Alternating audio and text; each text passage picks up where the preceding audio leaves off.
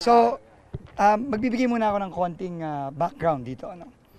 Itong project na to, bibigyan ko kayo ng kopya nito. No? Bibigyan ko kayo ng, ito yung project briefer na galing sa DPWH.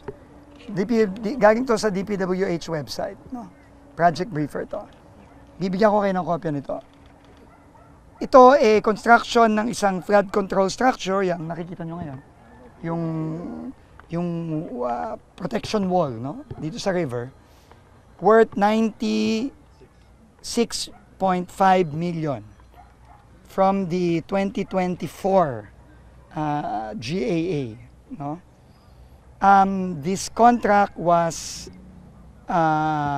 started on March 20, 2024. Tandaan nyo yung data, March 20, 2024. Nakalagay dito, ang kanyang duration is dapat 270 days. Okay? Pero, nung June 11, so April, May, June, so less than 3 months, nakalagay dito, actual accomplishment, 100% in 3 months. So, tandaan nyo yun, ha? 270 days dapat. Di ba? 3 months, wala pang 3 buwan, nakalagay dito, 100% accomplished na siya. And kumolekta na yun, sir? Date collected, meaning nabayaran si Wawaw Builders, siya ang contractor, si Wawaw, July 21, 2024. So, 1 month after. So, 2024. Okay. So, yun ang background. Okay, yun ang background. Okay. Tinanong ko si Cap Oscar Gabriel, ang kapitan natin dito. Kailan ba nagsimula ito? Itong ginagawa, yun nakikita nyo ngayon. Kasi obviously, bago pa ng gawa yan eh.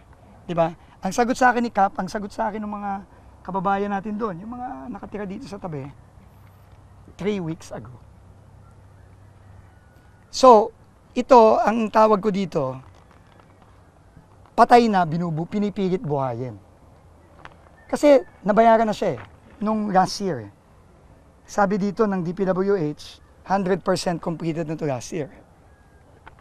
Pero, siguro, 3 weeks ago, umiinit, nag-iimbestiga na ang Senado, nag-iimbestiga na ang Kongreso, nagalit na ang Pangulo. Pinipilit buhayin yung patay. Wala na to eh, ghost project ito eh. Klarong-klaro na ghost project ito. Pero dahil lang sa mga pangyayari, hinahabol ngayon. And kausap ko din yung subcontractor, si Jojo. Kabalen ko ito. Kinontrata lang siya 3 weeks ago. No, 3 weeks ago. Bayad na to, ha? Tandaan nyo, bayad. July 2024, bayad na to. Naka-record sa DPWH, completed. Ito na ang pinakamagaling at pinakamabilis na contractor na nakita ko. Na 270 days, ang schedule, natapos niya in less than 3 months. Ito na ang pinakamagaling na contractor talaga. No? Pero, ito talaga ang example nung sinasabi ng ating Pangulo. No? Ito yung sinasabi ng ating Pangulo na talagang ito, kahayupan na ito. Hindi tao itong mga taon to. Nakita niyo naman yung hirap ng mga kababayan natin dito. Gano'ng kadalas kang binabaha dito, Kap? Actually, never naman binaha. Last na pagbaha po is 1997. Oh, pero ngayon? Ngayon po, hindi naman. Hindi naman. Hindi naman. Hindi ka naman binabaha? Hindi naman po. Hindi ka ba nagulat na may ginagawang flood control dito? Actually, hindi naman po kasi medyo, ito po kasing area ng Casa Vista is medyo mababa kaya may possible din May talagang possible. bahain. Pero ito talaga, wala to last year. Ito. Yes po, Wala bali yung mga dulo lang po at saka yung simula. Pero yung pinaka-gap, wala po. So, this is almost a 100 million project. Okay, 100 million. Ito talaga, ninakaw yung 100 million na yan. Ninakaw yun. Wala eh. Wala ito eh. Ngayon lang to nagkaroon eh. Ngayon lang hinari si Jojo eh. Subcon lang yan eh. Di ba, wala siyang kasalanan. Naghahanap buhay lang yung kababayan natin na yan eh. Pero itong hayop na Wawaw na ito, at yung kung sino man ang may-ari niyan, talagang kailangan managot yan. And kung sino man ang nag-aproba nito sa DPWH, kailangan managot nito. Wala pa eh. Wala. Hanapin ko yung dokumento. Ano lang to, summary eh. Saan? Meron ba? Ito. Ito pala. Hindi ko nakita yung signature eh. Ang nag-clear down nito, si JP Mendoza, Chief Construction Section, si Bryce Erickson Hernandez, Assistant DE, tsaka si Henry Alcantara at that time DE. Ito na yung other investigators, sir. Oo, ito yung pinadala natin ng lookout order. So, ganito na lang, no? Bago tayo mag-usap pa. Today, I'm going to announce, number one, Henry Alcantara, effective today, is dismissed from the... Ngayon, he's suspended. Okay, he is now dismissed. I will call for a summary dismissal of Henry Alcantara. And next week, I will ask the DPWH legal to recommend filing charges, the appropriate charges against Henry Alcantara. Criminal? Whatever, well, obviously criminal to. No, criminal to. I mean, pag nanakaw ito eh. 100 million. 100 million. 100 million. So si Henry Alcantara, dismissed, and we will recommend filing of charges with the Ombudsman. Bryce Fernandez, JP Mendoza, I will already begin proceedings of dismissal. No, may proseso tayo dyan, kailangan nating sundin yan. Pero sisimulan na natin yan at hindi ako magtataka na madidismiss na rin to very, very soon. Pero hindi na natin hihintayin yun. Papafilean na rin natin kasabay ni Henry Alcantara ng appropriate charges sa Office of the Ombudsman. So I will order the DPWH legal team to already prepare the necessary recommendations supported by documents such as this, no, to file the appropriate charges against them. This is this is criminal. Mga hayop to mga tao to, hindi tao to mga to. Isa pa lang to, by the way. Isang project pa lang to. Finally, no, I will also order the perpetual lifetime blacklisting of Wawaw builders from DPWH and all their possible affiliates. No, alam naman natin, minsan may mga kung sino man ang may-ari ng Wawaw, meron din siyang mga ibang lahat 'yon.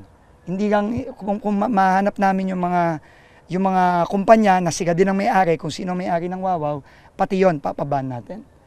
Papaban ko na rin, i-announce ko na rin, papaban din natin kasabay ng Wawaw yung SYMS, yung SIMS na gumawa ng proyekto na nakita ng ating Pangulo nung nakaraang mga linggo na ghost project din. Sinabi natin, no, pag ghost project, kailangan automatic perpetual ban, lifetime. And then second, we will also recommend the filing of charges with the Department of Justice against Wawaw builders and against SIMS. And all the people involved here, both those who are clearly dummies and the real owners or the beneficial owners, depending on the investigation of the DOJ. No, and later on, maybe the independent commission to be formed by the President. But let me just end with this. No, the President has repeatedly said, and this was his clear marching orders to me, that we must not allow this to happen anymore and to hold people who have done this to account. Hindi tayo papayag dito. Kawawa sila Cap Oscar, kawawa yung mga tao dito. Hindi nga alam ni Cap Oscar na may project pala dito eh. Nagugat ka na lang, nabigla na lang may gumagawa dito, di ba, Cap? Actually, naman po sila. Nag-courtesy call naman po sila. Kailan? 3 weeks ago. 3 weeks ago. 3 weeks ago nga. Pero hindi mo alam na last year pa to. Yes po, hindi po. No, ginagawa siya. I mean, parts of it. Hindi. Yung parts, matagal na yan eh. Kita mo naman eh. Ang tagal ng gawa ng mga yun eh. No? Pero ito, 3 weeks ago lang tong segment na ito. Ito yung 100 million. Ito yung 100 million. Last year, when it said March 20 to June 11, walang nothing. Sir, itong i-clean na to, 100 million. Phase 2 na to, sir? Phase 2 na to. Hindi ko alam. Hindi ko alam kung anong phase ito. Ilang meters po yan, sir? Tinatanong ko nga eh, kay Jojo, ilang metro ba Sir, ito? excuse. Oh. Kung di po ako nagkakamali, 3 portion po kasi itong ginawa sa Mikasa Vista eh. Bali, ito po yung pinaka-last. Ito yung, Pero ito yung declared finished 24. yes. Yes. So, anyway, as I was gonna say, this is the President's marching orders and we will execute. Hahanapin namin lahat itong mga multong to. Hahanapin natin lahat to. And lahat to, pag nakita na natin, and nagpapasalamat ako sa mga iba nating mga kawani sa DPWH kasi sila ang nagbibigay ng impormasyon na to. Nagpapasalamat ako sa kanilang lahat. No, binigay nila sa atin to at meron pa silang binibigay na iba. At hindi tayo titigil. Hanapin natin lahat to. At kung anong ginawa natin dito sa mga DE, assistant DE, engineer dito sa DPWH na kakonsyaba dito at doon sa mga kontraktor, ganun din ang gagawin natin sa iba. So simula pa lang ito. No? And hindi tayo titigil. No? Alam nyo, naalala ko, 2 years ago, si Senator Joel Villanueva, who hails from Bulacan, already talked about this in the Senate. No, he already called it out as early as I think 2023. No, and you know, I would like to personally thank Senator Joel. No, because as early as 2023, he was already calling this out. No, I know he's being accused of a lot of things, but the fact is, in 2023, when this was not yet a thing or hat, Senator Joel was already calling this out. No, and in fact, I spoke to him and I said I was coming here. And he said, and he told me, marami pa dyan. And I think that is absolutely true because that's what we're getting also from DPWH. Bulacan pa lang to. Bulacan pa lang to. So, ano talaga? Nakakarindi itong ganito. No? I can just imagine how angry the president is. No? Kasi hindi tao yung gumawa nito, hayop. Mga hayop ang gumawa nito, hindi sila tao. Para gawin nila ito sa mga kababayan natin. And believe me, itong mga hayop na ito, makukulong yan. Sir, yung sa Wawaw, di ba Arevalo po yun? Talaga bang dami lang yun? Well, lahat tayo nanood ng Senate hearing. Anong tingin nyo? So, inaalam pa po yun talaga? Siyempre, kailangan agamin natin yon. Kasama yan sa investigasyon ng ombudsman o ng DOJ at pagka nabuo na po yung independent commission na binubuo ng ating Pangulo, sila din ang mag-imbestigahan. Pero siguro naman, kitang-kita naman natin nung Senate Blue Ribbon. Hindi yung makasagot eh. Kitang-kita mo naman eh. So, kung ako kay Mr. Arevalo, ang advice ko sa kanya, I should just turn myself in right now. Kaysa naman siya pa ang makulong dahil dito, mukhang hindi naman talaga siya. Like, are we seeing na marami sa Bulacan ang ghost project? Yeah, Pati Pangulo. Definitely. Definitely. Madami.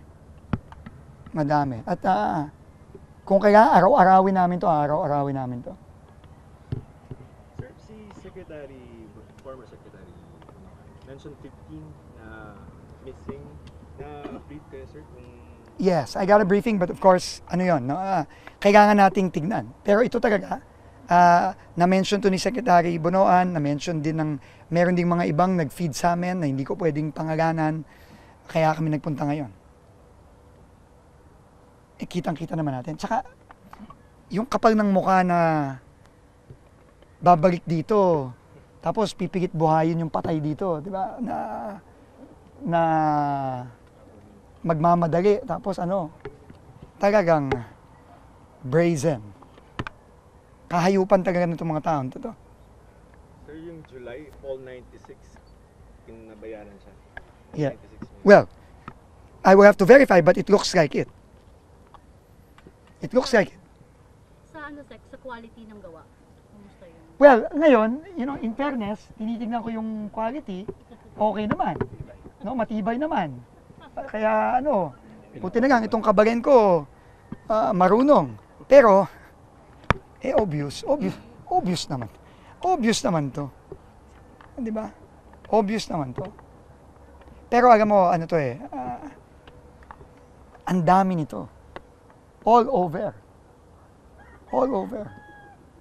Kaya tingin ko tama talaga yung desisyon ng ating Pangulo kahapon na utusan ako, direktahan ako na repasuhin, rebisahin tong budget ng DPWH para sa 2026. At tama din yung direktiba niya sa akin na ihinto muna ang mga bidding na hindi pa tapos. At yung mga natapos na at na-award na, talagang kailangan natin bantayan ng maigi. Kasi, sa tagal ko sa gobyerno, ngayon ako nakakita ng ganito eh. Ibang klase to, ibang level. Secretary, dito sa Bulacan, yung MacArthur Highway Malolos, capital city, tatlong malaking proyekto, ang tagal na ngayon, road project, Hindi pa tapos. ang sobrang traffic namin, Sige po, araw-araw. papacheck po natin. Ano ba yan, papahinto? Ay, hindi ho. Alam nyo, yung mga ongoing, hindi naman ho tayo nagpapahinto ng ongoing. Pinahinto lang natin yung mga bidding. Yung mga binibid pa lang. Kasi gusto nating masigurado na hindi na biding-bidingan yan eh. Pero yung mga ongoing, hindi natin pwedeng hinto yan. Kawawa yung mga kababayan natin. In fact, ang kailangan natin gawin dyan, kailangan natin pabilisin para matapos. So, salamat po sa ano nyo. So, papacheck po natin sa... Yung paggawa, walang mga tao, nagtagal. Sa panahon po ninyo, sinusuportahan niyo po ba yung ina-advocacy ni Governor Daniel Fernando na sa pangkalahatan sa Bulacan, malagyan na ng maikulong na ng dike ang from Bulacan to Bataan? Mag-uusap po kami. Ano yan, no? Pag-uusapan natin yan. Hindi ko pa masasagot yan kasi kailangan may plano dyan, may master plan dyan. Thank you. Sir, since you mentioned yung sa revision ng, is that a revision, we call it, sa budget ng DPWH Yeah. process? Yes. Isa-isahin nyo yun? You said yesterday 700 pages. Yeah, well, kailangan, unang-una, kailangan dito, magfo-focus tayo at magpa-prioritize tayo. Kasi marami naman dyan, legitimate, ang laki-laki ng DPWH. No? Pero sigurado, ika nga sa Ingles, we have to trim the fat. Maraming, sorry, pasintabi na lang po, no? Pero we have to really trim that fat. Because ang daming fat dyan sa budget na yan, klarong-klaro yan. Klarong-klaro yan, no? Pasintabi na lang po sa aking mga kasamahan sa DPWH, yung nagbuo nitong budget na to, no? Pati na rin kay Secretary Manny. Pero dito sa nakikita natin ngayon, tama ang desisyon ng Pangulo na rebisahin natin to. Meaning, focus ka sir sa flood control. Well, yun ang number priority, no? Pero hindi lang naman flood control. Kunyari, yung mga double entry, hindi lang naman flood control 'yan eh. So pag double entry, simple lang, tanggalin mo isang entry. 'Di ba? Kapag yung completed pero pinopondohan pa rin, dapat wala yun doon, tatanggalin 'yan. Matugo yan, sir? Medyo madugo. Madugo to. I mean, lalo na para sa akin na ni anino nitong budget na to, hindi ko nakita. Ito yung timeline natin. 2 weeks ang maximum ang binigay sa atin ng ano. So hindi na nga kami matutulog ng 2 linggo nito. Sige, yung call for courtesy resignation, nakakapag-submit na po ba lahat? Sa pagkakaalam ko, kung hindi man lahat, majority nagsubmit na. Pero may dinagdag kami kahapon. Sinama namin yung mga assistant regional directors at assistant bureau chiefs, pati yata assistant district engineer. Anyway, double check ko. Problema kasi baka maubos. Hindi naman pwede 'yon. So anyway, basta tayo tuloy-tuloy lang tayo, pero nakakaano lang talaga, nakakagalit lang talaga. And I cannot blame the president for his anger dito sa nakita niya. Kasi siya mismo nagpunta dito sa Bulacan, I think 3 times. So, sir, No. ano lang, i-fine-tune ko lang. Si Sir Secretary po na, may sinasabi siyang ghost and then half ghost. Ibig sabihin, hindi tapos. Ito talaga, sir, zero to. Zero to. 3 months ago. Oh yes, 3 weeks lang ago nagsimula eh. Okay. 3 weeks ago lang ito nagsimula eh. And alam naman natin bakit sila biglang nagsimula ngayon. Diba? So, ito yung mga klase na hindi na kailangan to ng investigasyon to. Klarong-klaro to eh. Sir, ano na po mangyayari doon sa mga nakita niyo sa Bulacan? Pagigiba niyo po ba o patutuloy niyo? Ano po yung Hindi, kailangan ito ayusin kasi kailangan naman talaga ng flood control eh. No, kailangan ng flood control. Binabaha ang Bulacan eh. Usually, 6 months, 7 months out of the year, baha ang Bulacan eh. Ang problema lang, talagang hayop talaga itong mga taong to. Yung area na alam na nilang hirap na hirap ang mga kababayan natin sa baha, kamukha yung sa Kalumpit, yung mga nakausap ni Pangulo doon.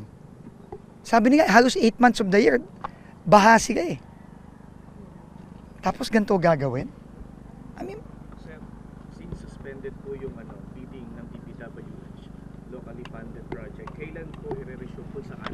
Bibigisan natin, pero kailangan tayong maglagay ng safeguards. So, yan ang ginagawa natin ngayon, minamadali natin yung mga ilalagay nating safeguards. This weekend, kakausapin ko yung dalawa nating former DPWH secretary, si former secretaries Ping De Jesus and Babe Singson. I'm meeting them on Sunday. And I will ask them, help me find safeguards. Baka naman meron na silang ginawa dati na tinanggal at babalik na lang natin. So, titignan natin, no? So, basta kailangan, hindi natin pwedeng ituloy yung mga bidding hanggat wala tayong safeguards. Kasi kung hindi, mauulit at mauulit na naman itong mga to. So kasama sa safeguards yung parang kumbaga wag na munang isali itong mga mambabatas, mga senators, may mga naliligtas Hindi naman talaga kasama ang sa bidding, wala namang involvement ang mga legislators doon eh. It's just a contractor. It's a contractor and the DPWH. So I don't want to go beyond what I am supposed to do, which is to clean house. No, I have to focus on cleaning the DPWH. No? So, and yun ang gagawin natin. Sir, speaking of feeding, have you talked with Pickup? Kasi parang may irregularities din when it comes Yes. sa licensing Yes. ng mga natin, Correct. contractors. So, Napakaraming problema. And kailangan natin maayos yan. Lahat, pero isa-isa yan. Hindi to magic wand na maayos. Kung ano man ang gagawin ko, basta din, maayos na. Hindi ganun to. Matagal na proseso to. Pero we have to start somewhere. Nag-usap na ba kayo ni Secretary, DPI Secretary kasi Nag-usap na kami. yan eh. Nag-usap na kami. Meron na kaming pinag-usapan na gagawin namin. May mga gagawin siya. Ako, nakasuporta ako sa kanya kay Secretary Roque. Sir, bulang po. Yung kung sa di ba galing po kayo nakaraan ni Pangulo sa Bulusan. May part kasi doon, nasa 300 sheet pile na bago dumating si Pangulo, nandoon at hindi na napuntahan. Pinuntahan namin, marami po talaga nakatambak katabi ng Pampanga rin. Oo. Possible po ba na bibisitahin din po ba rin natin yung mga Hindi. Bibisitahin natin yon, pero at the same time, yung mga ganong proyekto, itong mga binisita ng ating Pangulo, a-action na natin yan. Kasi yan mga klarong-klarong substandard, kamukha nung sa Bulusan tsaka sa Prances, at yung sa Pial sa Baliwag, ghost yon. So yung Sims, perpetual ban na yan. Magre-recommend na tayo ng kaso dyan sa DOJ. Yung Wawaw, perpetual ban na yan, magre-recommend na tayo ng kaso sa DOJ. Sir, yung kay Engineer Alcantara, so, ano yun siya? Dismissed. Pero yung House can we file charges against him? We will file as soon as we can.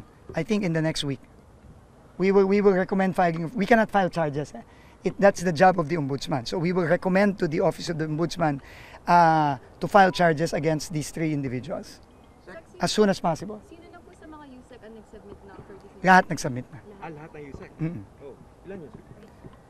6 ba? 7? Hindi ko magagay. 6 ata. Nagsubmit na lahat. May kaparal, sir, na pina-ilbo yung Senate eh. Kasama siya sa babae. Si Yusek Cabral, Cathy Cabral. Pina-ilbo ng Senate yun. Okay. Siya sa nag-USEC. Kasama siya sa Yes.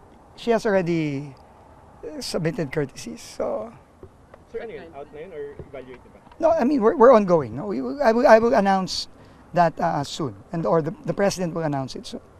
last na si Andrea. Patitiyak po ba natin na hindi na mawawala yung maintenance fund? Kasi considering, sir, na durog yung Napaka-importante ng tanong mo na yan. No? Ang nakakalungkot, ang dami-daming mga pondong ginagagay sa mga ganito. Pero yung maintenance fund, napakaliit. Nakita ko yan. Yan ang binriefing sa akin the other day. So, tayo talaga magre-request na talagang taasan ang maintenance fund. Kasi, kamukha yung sinabi niyo po sa MacArthur, yung sa Maharlika. No? Nakita niyo naman kung ang estado ng mga kalye natin sa Pilipinas. Pero kung saan kailangan ng pondo, hindi ginagyan ng pondo. At ginagyan ng pondo sa mga multo. Di ba? So yung independent commission, medyo several days na after the president announced, may shape? I think coming na yan. No? Siyempre, may proseso yan, may basehan yan sa siguro isang executive order yan. So, hintayin na lang natin. No? Alam ng presidente na kailangan ito at this just shows yung seriousness and yung will and resolve ng ating presidente. Wala sir, mga personalities in the radar screen who could head this? I don't know. Well, narinig naman natin si Mayor Benji, nagsalita na siya, na willing siya. So, yun pa lang ang narinig ko kung ano yung nasa media. Sec, dun lang sa pagpili po ng what projects, lalo na as we fix the 2026 budget. Pero how do we prioritize po kaya without, kung wala pang master plan right now? Like, nabanggit po dito, 1997 pa last bumaha, pero ito yung naunang pinondohan. Ito yung unang ginagawa. Yan talaga malaking problema yan. Wala talagang master plan. There's no master plan. You know, ako, sanay ako sa, halimbawa, sa dati kong trabaho, no, sa Clark, sa BCDA. Bago gumawa, lagi may plano. Hindi pwedeng, may mauuna ang budget sa plano. Hindi pwede yun. Hindi pwede yun. And it does not have to be, even if it's not a huge master plan or a comprehensive master plan, at the very least, kailangan ito, may plano to, may detailed engineering ito. Pero mukhang wala eh. No? So, may problema talaga sa sistema. So, kailangan yan ayusin natin. Kasi lahat yan ang gagaling sa district level eh. Sa district engineer level, packet. So, we have to fix that. We have to find a way to fix this broken system. Kasi talagang bulok na bulok tong sistemang to. Pero yun ba, sir, yung nakikita natin, nagsistart sa district? Ganun naman talaga ang proseso nila. Ang DPWH budget starts from the lowest level and it goes up. And it's just the executive side. Walang legislator to na... Hindi, I can only speak for the executive side, no? Kasi yun lang naman ang may control. No? So, Ground up.